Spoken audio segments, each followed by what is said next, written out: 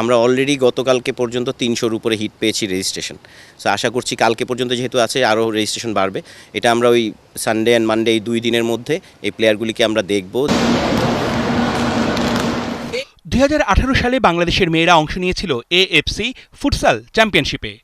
বাফুফের পক্ষ থেকে ওটাই ছিল প্রথম এবং শেষ ইনিশিয়েটিভ। তাবিদ আওয়ালের নেতৃত্বে বাংলাদেশের ফুটসালে আসতে চলেছে নতুন জাগরণ।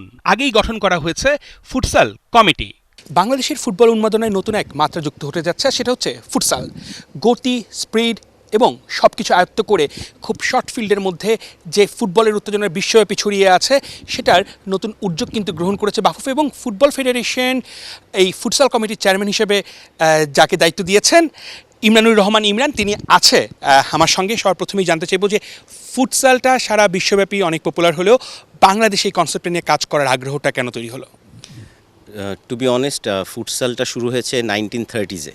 আমরা এতদিন করিনি, বাট আমাদের বাফুফের প্রেসিডেন্ট তাবিদ ভাই এবং আমাদের ফেডারেশনের ভাইস প্রেসিডেন্ট বোর্ড তারা খুবই আগ্রহ দেখিয়েছেন যে এরকম একটা এন্টারটেইনিং স্পোর্টস কেন বাংলাদেশ কখনো যাচ্ছে না। যে শর্ট টার্মে যে প্ল্যানিংটা হয়েছে সেটা কি থাকতে পারে? শর্ট টার্মের প্ল্যানিংটা বলতে এখন যেহেতু আমাদের দেশে কোচ নেই, আমরা ফরেন কোচ 2-1 জনের সাথে কথা বলেছে বাফু, এবং খুব শীঘ্রই কোচ আসলে তখন তারপরে ক্যাম্প এগুলি হবে। ইভেন আমাদের বাফুফের প্রেসিডেন্টের এটাও ইচ্ছা আছে যদি আমরা এই এফসি কোয়ালিফায়ার আগে কিছু ইন্টারন্যাশনাল ফ্রেন্ডলিজ খেলতে পারি, সেটার জন্য উনি চেষ্টা করছেন, অথবা কোথাও গিয়ে ক্যাম্প করতে পারি, যেহেতু আমাদের দেশে এই মুহূর্তে ইনফ্রাস্ট্রাকচারটা নেই।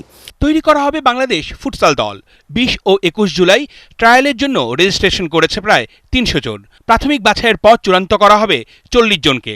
জাতীয় ফুটসাল দলের জন্য ইরান থেকে উড়িয়ে আনা হবে কোচ। হামজা, সমিত সোম, ফাহমিদুল্লাহ আসার পর এবং বাংলাদেশে একটা ট্রায়াল হয়ে গেল। এই ফুটসালে কি প্রবাসী ফুটবলারদের সংযুক্ত হওয়ার কোনো সুযোগ আছে কিনা, বা কেউ অ্যাপ্লাই করেছে কিনা?